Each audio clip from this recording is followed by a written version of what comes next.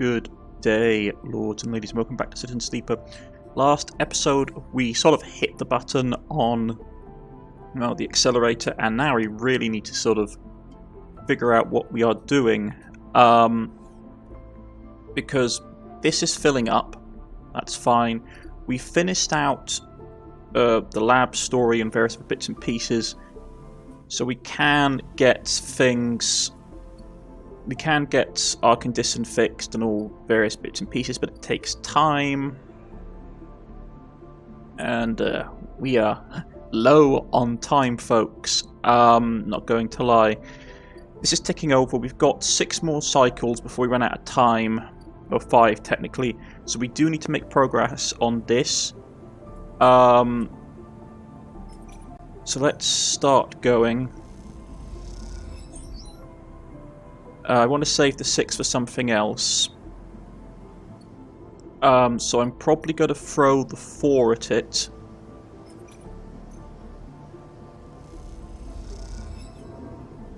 Okay. That's not great. Loss of energy isn't too bad. The condition is going down, which isn't great. Let's jump across the gap. And we still have this matter down here to do.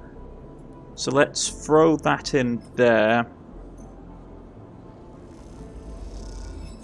And get that finished, which will get about some of our energy back. You almost laugh when you see it. The same small recorder stuck in a different wall this time, written across the fluorescent tape is that familiar word, sleeper. You grab it quickly. Rabia says sorry. Sabine's voice sparks up once again. She said she didn't have time to brief you before setting you up with the old man. I'm sure you've got the play by now. Earn his trust, work the block. When we need you to get into his office. Then we need you to get into his office. A pause. It's risky, but obviously you're the only one of us who he doesn't already know. Either way, we need you to locate the link with Essen app. You hear a shout in the background of the recording. Rabia says, be careful. Sabine continues, the data suggests there's some relay processing the implant data and sending it to Essen ARP, but we can't lock down its position.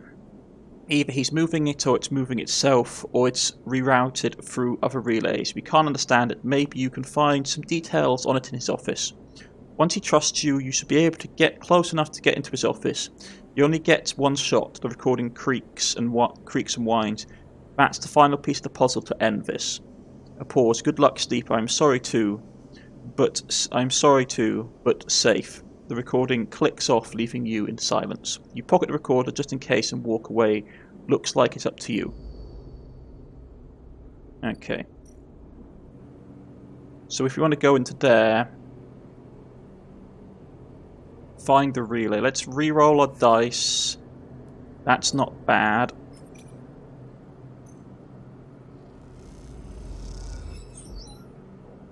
Okay. You spot the countermeasures on the drawer moments before you touch it. This has to be it. But you can't rush it. You look at the countermeasures on the drawer. It looks like some kind of shock trap.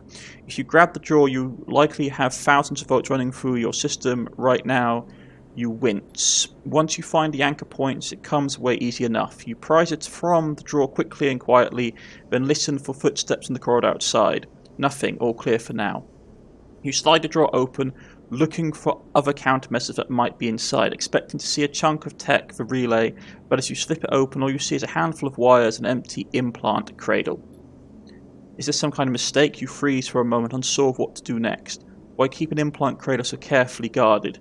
You remember Yannick having an implant, a small plate on the side of his head, just above his ear. You assume it was for hearing or vision. Those simmering glasses of his come back to you in your memory. His strange movements, his speech. You look again at the cradle, and there it is, imprinted on the frame. Property, technology, property of Essen ARP. Raber said the relay moved, that they couldn't get a fix on it. What if Yannick was the relay? The thought hit you like a shot. Yannick, with a remote relay implanted in his head, networking to every single implanted enforcer in the low end. A shudder runs through you. Is he even in control, or has S&ARP wormed its way into the man? Could he even be considered a separate form of the corporation itself? You think of your own legal status as proprietary technology, a puppet with cut strings. Time to cut Yannick's strings, then. You reach around inside the cradle and find it, a remote connection, a tiny bead of a transmitter, likely controlling the link to S&ARP. There it is. You pause for a moment, then you squeeze it, snapping it from its frame, and it crumples, sparking and dies. It takes a moment for the sounds come, before the scream, and you are already on your way out, down the corridor, down through the unit that serves as the lobby for Yannick's office. Then out onto the walkway where Yannick lies still, enforcers gathering around him bemused. Approach or leave? Oh, if we approach him it could be bad.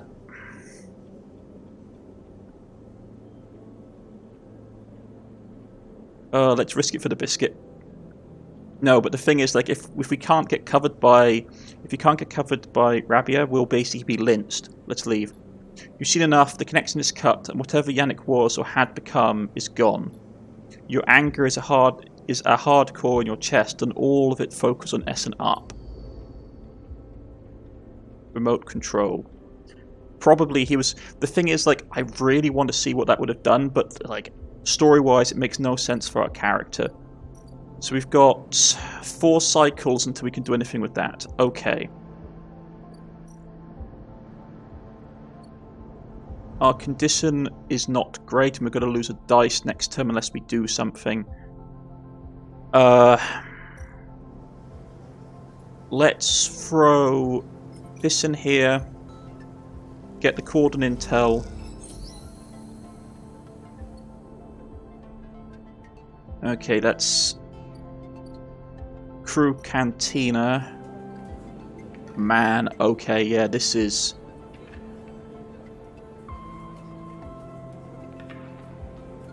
This is gonna be a... We're gonna have to rush this, yeah.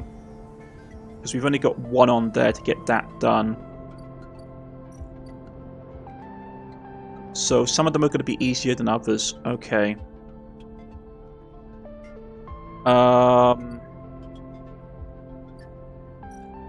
Farm stack. Let's get some energy. I'm probably going to just have to do something really stupid, which is we're going to probably have to either... The trader's not in, so we can't buy scrap, so we are going to have to actually...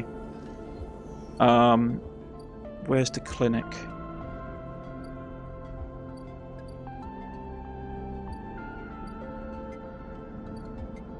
Do we no longer have the clinic?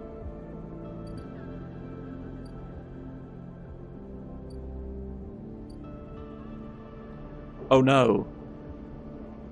Oh, that's really bad. I don't have any way of getting,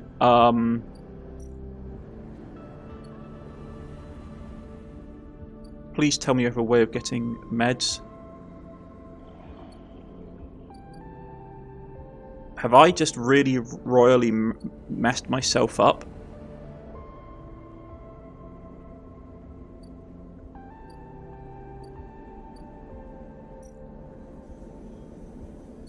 I think I might have. Oh dear. Okay, yeah. Wasn't expecting that to happen, not going to lie. And I don't have any way of buying components, I don't think. Nope. Okay, yeah, so I'm in a world of hurt. Because we're going to be losing condition.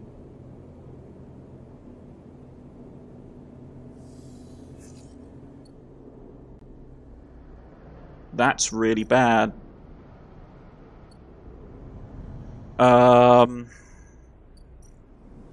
We should be able to hold off for a while.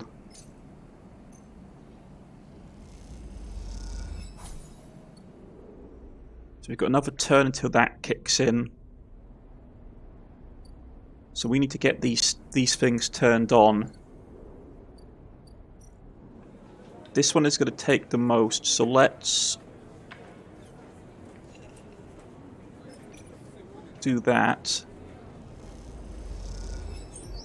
That's only a single pip?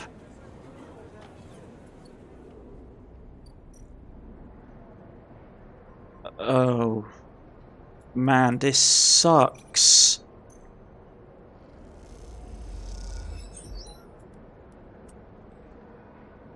We're only getting like single pips.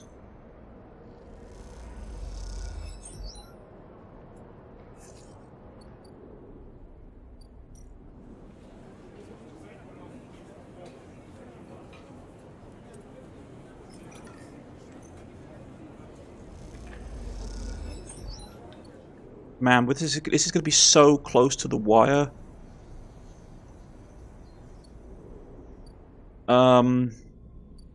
Okay. This is really bad. Because I haven't got any way of getting components easily.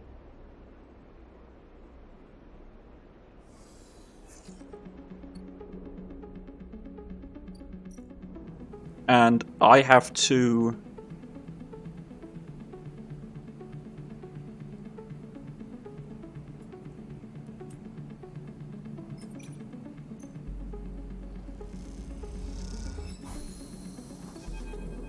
Okay.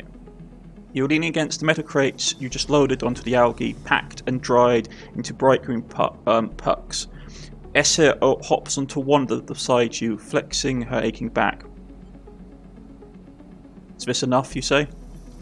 Eska squints at you as if you just interrupted her train of thought. It's a look you have become familiar with. It doesn't matter either way, this is what we've got, she sighs, rubbing the back of her neck. In these past cycles, working with the algae stacks with Essie, we've had little insight into her mind. She rarely seems happy to start a conversation, but always eager to end one. Despite this, you feel like something has grown between you, something like silent trust, the kind that tends to seed itself in the fertile soil of hard but necessary work. There's something I've been meaning to ask, you say. Essie raises an eyebrow. Raises her head cautiously. Go on. Why help the flotilla? She pauses, her protective instincts fighting with the trust you've built. You can see her beginning to shrug the question off, then she stops, rethinking, sighs. What you need to understand, Sleeper, is that Erlin's Eye wasn't the only place where Solheim collapse happened. Sure, Hawthorne, where we grew up, was an XPR installation, but that didn't screen it from Solheim going under. Actually, Solheim was the only reason XPR was ever here. She pauses, hesitant to get into the whole story, but wanting to offer something. She flinches, correcting herself. They are a service corp, you understand. They set up outposts and surrogate systems like this to offer refueling, logistics and maintenance services to bigger companies with extraction contracts. She gestures to the eye around her, like Solheim. When Solheim went bust, XPR lost their client, and Hawthorne, well, we lost everything. We became an outpost tasked with just holding on. Keep the refueling platforms running, they said, keep the outpost stable, hold on to our claim. She rubs her head, as if recalling all this was somehow physically painful. Do you know what it is like to spend your entire life in a place with no future? A place that exists only to hold a legal claim to a piece of territory, a shore-up breach of contract negotiations between two corporations. It's living in a... She searches for the word, her eyes jump back and forth. In a grave, she clenches her hands. So if you're looking for an answer of why questions, that's your answer. We, Peaky, and I know what it's like to be forgotten, to be locked out. She stares hard at the side of the stacks, the algae hauling against the glass in beautiful patterns, and she doesn't look away. The silence extends, and you realise the conversation is over. Essie seems angry, not at you, but with herself, for even voicing such ideas. After a while, you stand and start to load the crates onto the power cargo trawler, but Essie will run back to the briar. As you do, you try to catch her eye, but she avoids it, soothing herself with the comforting simplicity of physical work. We've got an upgrade point. Okay. And we are running against the clock, and that was not a particularly good dice roll. Okay.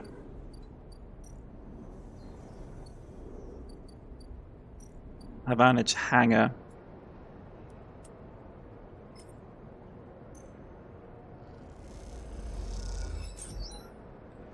That would give us a bit of durability back, but not a ton. Yeah, and that's what I was worried was going to happen. Happened. Okay. I can keep my condition going a little bit.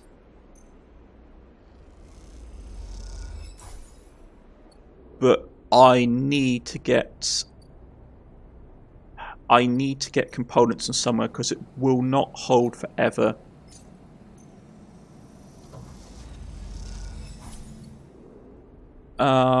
So yeah, we are in a bit of a bad situation.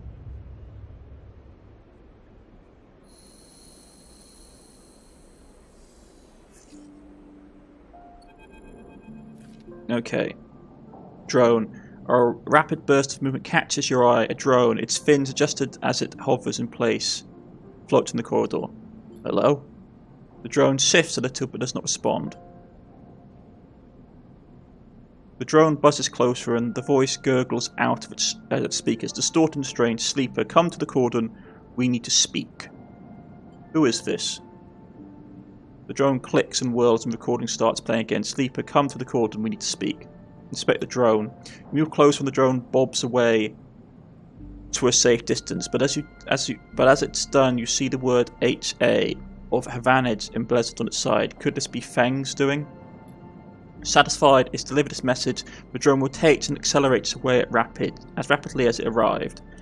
You stare at it as it disappears from sight, hoping for insight that escapes you. To the cordon then. Man, we've got so little time. Havanage. As you enter the passageway that leads through the cordon, a flash of movement catches your eye. The drone. It stops to make sure you're seeing it and then filters into a side passageway leading to a set of narrow stairs. You clamber through a dark shaft, the drone stopping at each landing to check you are following. Despite the lack of expression, there's something overbearing about the way the drone waits, impatiently realigning its fins in sequence. After a long climb, you come out onto the observation platform. The cordon and the vast, ramshackle refuge ship beyond filled your vision. The scale seems impossible, and immediately you feel small and naive for even thinking you could affect the situation. Something sifts nearby. The drone again? A woman is stood at the window at the edge of your vision. You aren't surprised you didn't notice her. She too seems impossibly small in the shadow of the flotilla. The drone buzzes by her shoulder and she turns. Sleeper, sorry for all this cloak and daggers nonsense. He nods at the drone, but I have never regretted being cautious. She smiles, a tight smile, and holds out her hand. I'm Helena. Shake her hand.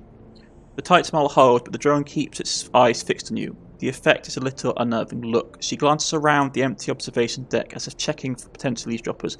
Let's be straight with each other.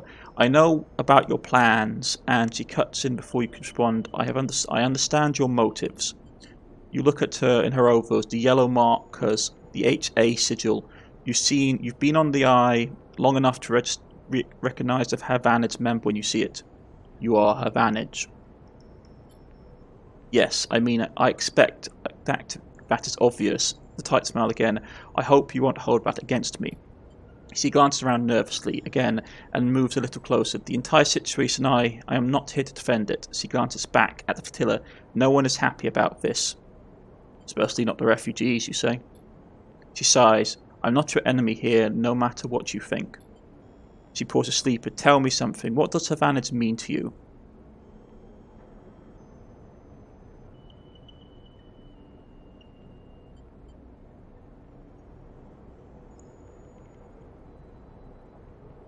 A work in progress?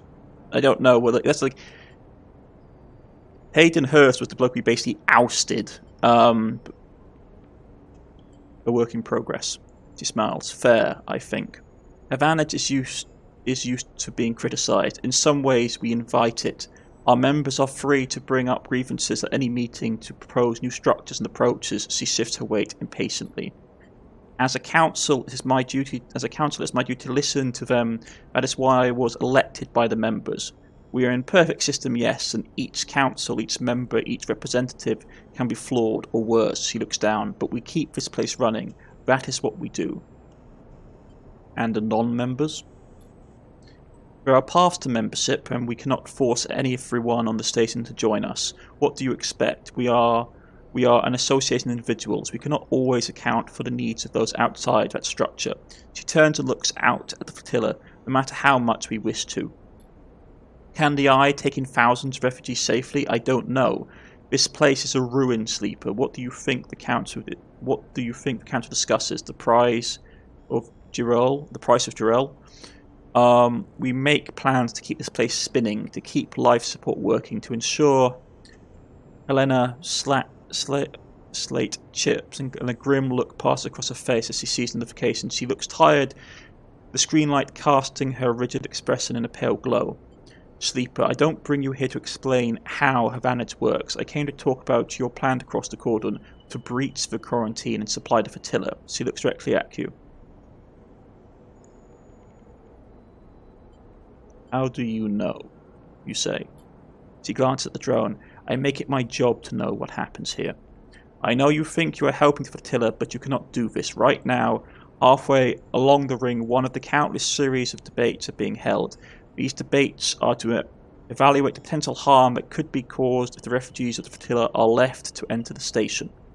These debates are at a standstill. Helena walks to the window.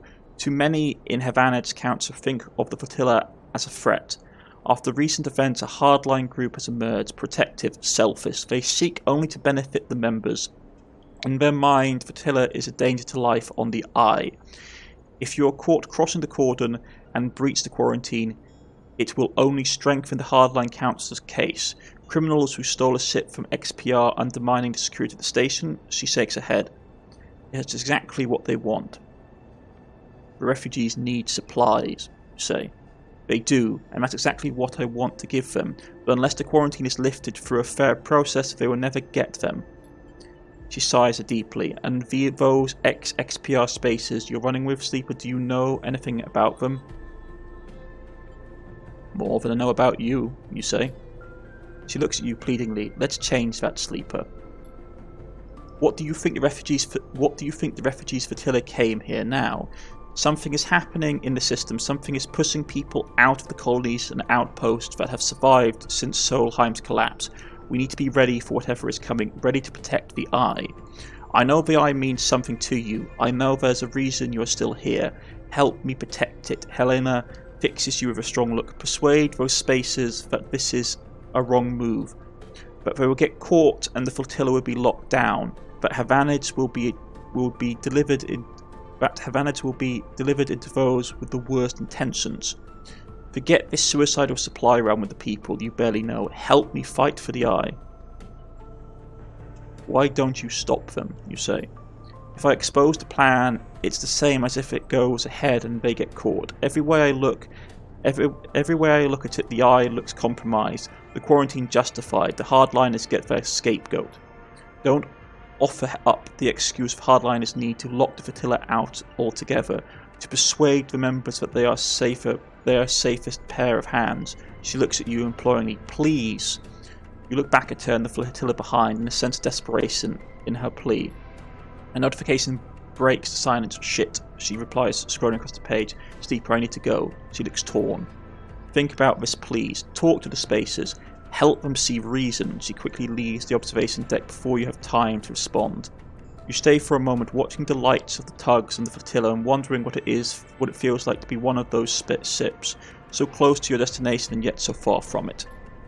And then you think of Havanage's council chamber across the Eye, where the right of these people to find safety is being debated. You shiver, and then you too are gone, back into the stairway and the cold dark below. Great. So I can't self-repair. So you'll make the run no matter what. Fantastic. My condition is going down as well. I got nowhere to buy scrap. Oh, yeah, I got scrap here. We can buy a bit of scrap.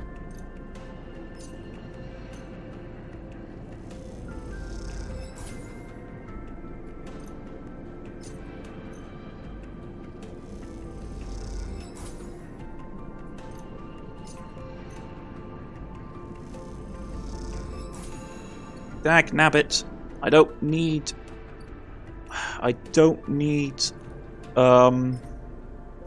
artificial brains. I need brain parts. I need scrap metal to basically keep my condition up.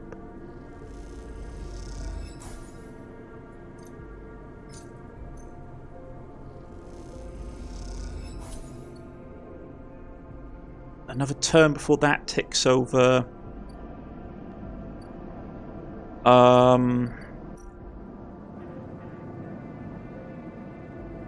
Don't need any more ship mine parts.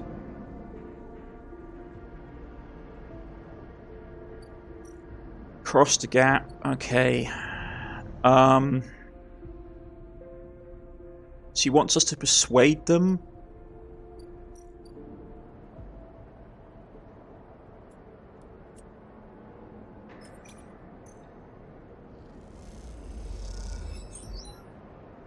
I've got enough problems even getting enough dice together at the moment.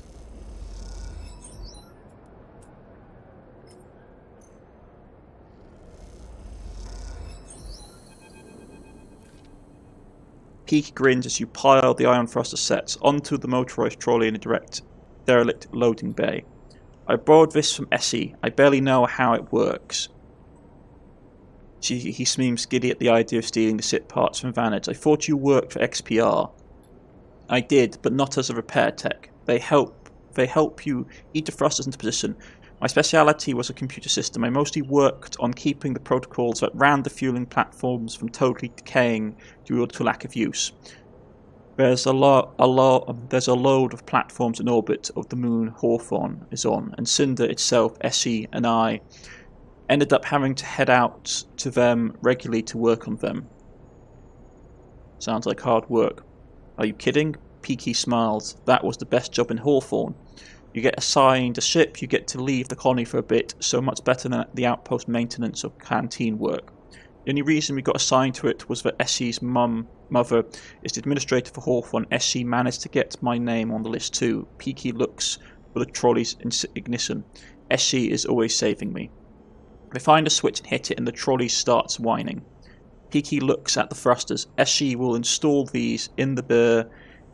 The burr is her baby. Really, Peaky looks towards the bay's exit.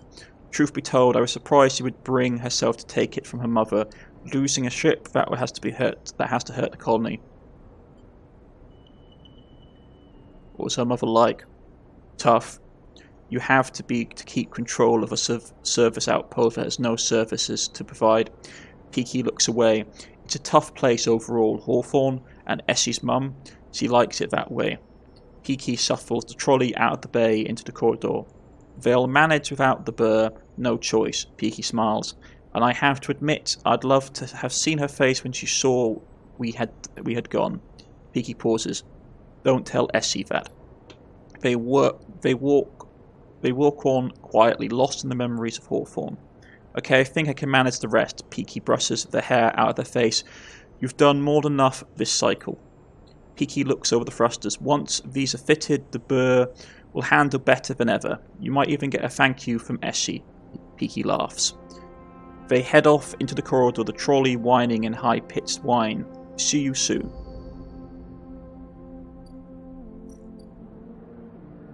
Okay, that's done.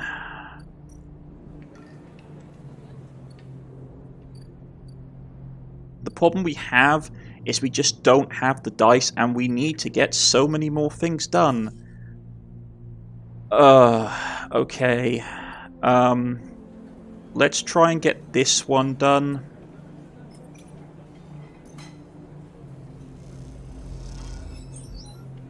Okay. Man, we are not looking good energy-wise. I need some way to just get my condition up. I need more dice.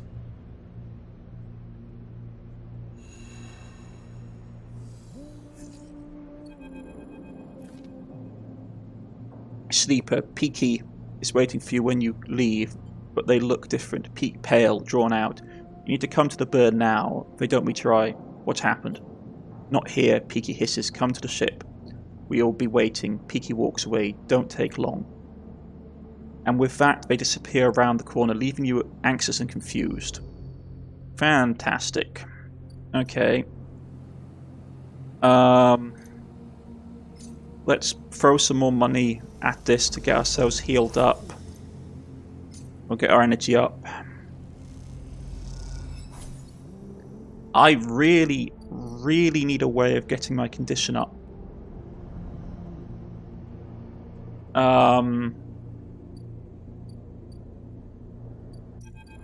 Rebia, even before you enter the office, you can hear the sounds of Rebia working the heavy bag. She's hammering it, the chain creaking as it shakes with each hit. She's been like this since Sabine doesn't finish the sentence. They are sitting on a stool, looking at the terminal in the corner, searching for S&ARP data you pulled all those cycles ago. How have you been? You say. I've been well, Sleeper. Happy to no longer be hunted. They smile. Yatagan has plenty to deal with, and without Yannick, I'm free. They glance nervously at Rebia. Rebia stops punching, and in the silence you can hear her breathing hard. Sabine looks over at her, and you sense something between them. You realise you haven't seen them together since they tried to kill each other in this same unit. A lot has changed since then. They hooked him up like a puppet. Rebia hits the bag, rigged that thing in his head so they could control him, pushed the Ojanic out. I don't know why he let them in. Rebia throws a few more punches, but it's a lesson. Don't let them in. Another flurry. Yatagan shouldn't deal with corporations, and we never will again, she spits. She comes away from the bag. At least Yannick's death has been treated as natural. There's a chance we come back from this, that Yatagan can hold on, but there are opportunists trying to take control. Sabine turns to you. Yes, but now the connection has been broken. I've been looking at removing the trackers from the implants and Yatagan's enforcers. It's a significant job, but I think with time I can do the surgeries. Rabia walks away from the bag towards the far side of the unit. Those surgeries will never happen if Yatagan collapses, she shouts back at Sabine. Clearly, this is a well-worn argument in this unit. Will Yatagan really collapse, you say? I don't think so, no. Rabia doesn't either. They look over at her, at least not when she's calm. What I understand now is that Yatagan can be something if we want it to be. Coming here from S&ARP, from the core worlds, all I saw was a gang. When with Yatagan and with Yannick keeping me on a tight leash, they shudder. Rabia believes, and I want that belief. They look unsure. I also want to be done with S&ARP, but I doubt they're done with me. They glance away, rubbing their shoulders.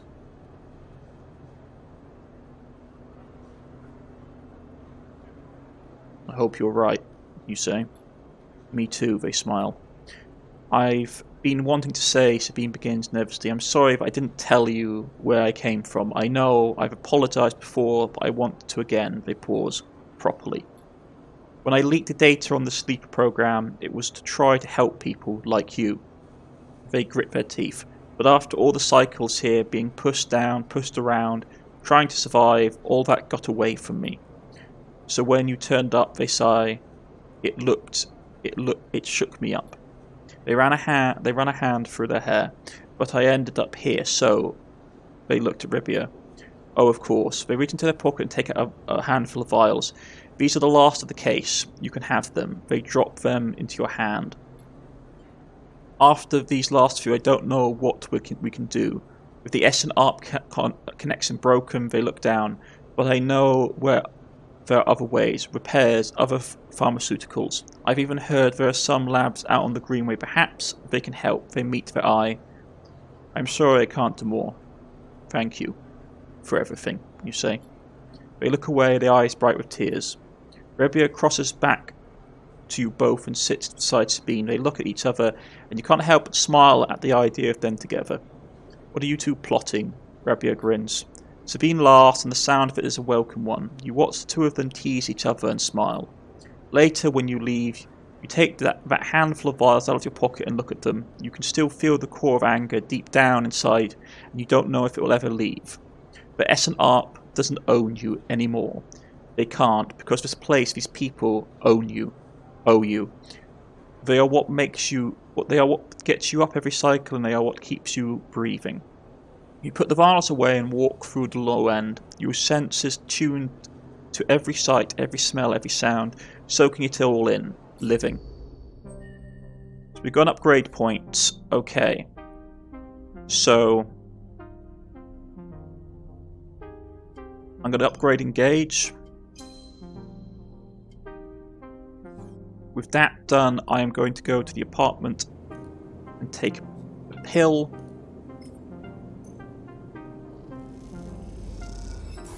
I'm going to feed the cat.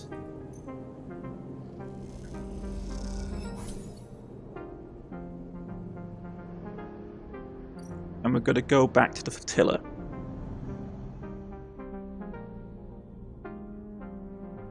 Got an outstanding thing there. I can't do anything with that yet. As you walk into the clambering Burr's cavernous bay, now filled with crates and containers, Essie is waiting for you. In front of her, sliced open, with its inside scattered across a table of heavy-duty crates, is an object you recognise. Helena's drone.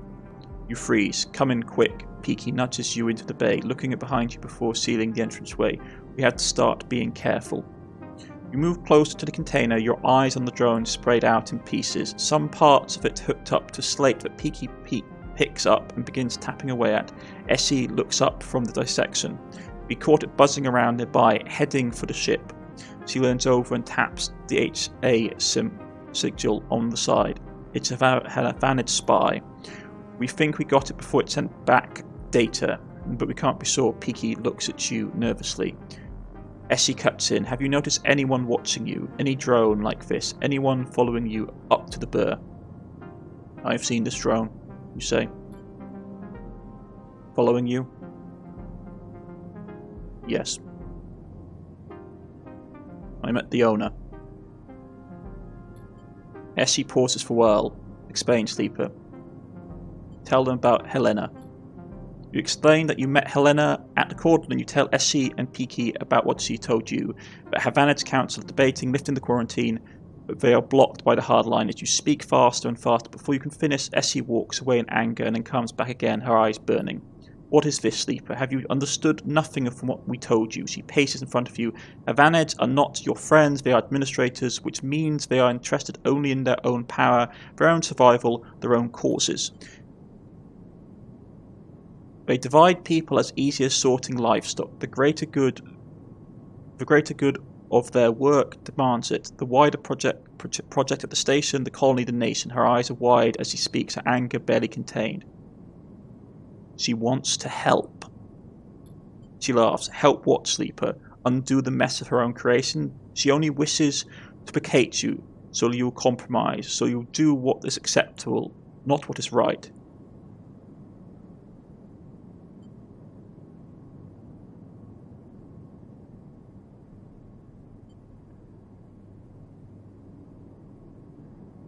She is trying. Let me tell you something, Sleeper, Essie says, her rage hardening to a point. When people become administrators, they give up something. Some part of being human, being an equal amongst others, goes away. They start talking about the greater good, the systems, the ways in which their hands are tied, or their process compromised. My mother was the administrator of Hawthorne, and I've seen what it did to her. That noble higher calling, it is toxic. People should never have the chance to decide the fate of others, and those that do so at the cost of their humanity. Peaky tries to cut in, but Essie holds up a hand. Don't start, Peaky. Don't ask me to be reasonable or calm down. Thousands of people are desperate out there. Being reasonable will only prolong their suffering. Helena can help. Essie turns away. I'm done with this. You are risking this entire supply run just by being here. She walks back into the bay and starts checking the systems, straps and crates. I go next cycle. We don't need you anymore. Get out.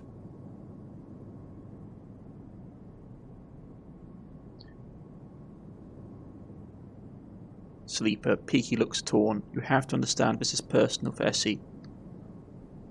Elena warned me. Peaky tenses. Warned you of what, Sleeper? Getting caught will be bad. Don't think we don't know that. Peaky looks tired. You glanced around the bay at the bird. The walls seem close every second. This whole thing is closing in on you, and this question is, where do you want to be when it all collapses? You look at Peaky. What do you think, Sleeper? Peaky rubs her forehead. Should we do this thing or not?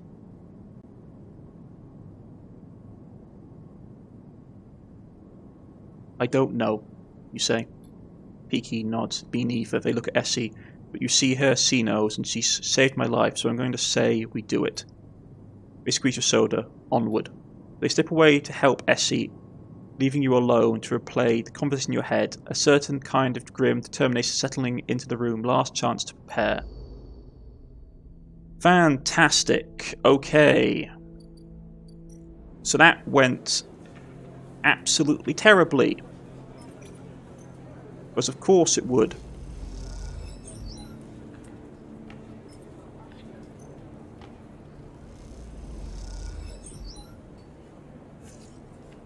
Oh, come on!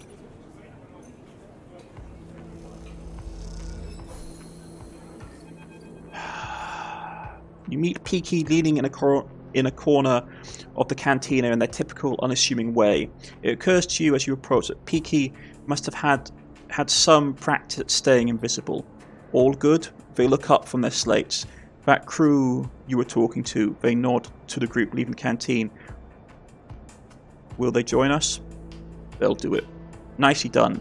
Peaky beckons for you to follow as you peel off the wall and head out into the walkway overlooking the cordon. Glad you were here to talk them into it. I never had much of a way with people. Peaky smiles and looks away quickly as you walk. You and Essie seem okay. Peaky laughs at their light and easy laugh. Essie's not really like other people, which you'll probably notice. If only everyone was like Essie. They fade off, something drawing their attention. What I mean is, people have caused me a lot of trouble. I've had people hate me without knowing a thing about me. They tuck their hair behind their ear. I'm sure you know the feeling. I do. Peaky glances at you. Sorry to hear that. It marks you, am I right? It does. Peaky nods. You both walk in silence for a moment. Not an awkward silence, but one of solidarity. Peaky leads you around the corner, heading back to the main corridor access way. I appreciate you coming in and helping us out on the Sleeper, on talking to the crew, and well, you know. Maybe after this insane plan is done, we can talk properly. They keep looking ahead, and you realise they're nervous. I'd like that. Peaky smiles, looking down at their feet. That's settled then, they say to the floor. I better report the news to Essie. We have ourselves a tug escort. Peaky stops at the intersection. See you soon, Sleeper, and please take care. And with that, they drift away. They head down their gate, changing as they do. They're practically invisible, surrounding them like a cape. Okay, so we've got one more turn. And we need to get this done, because, you know, I need to take the risk. That's too much of a risk. I can't reroll. Okay, fantastic. Next episode, folks, we're going to see where this goes. I've been Cornish-knight. This has been Citizen Sleeper. Goodbye.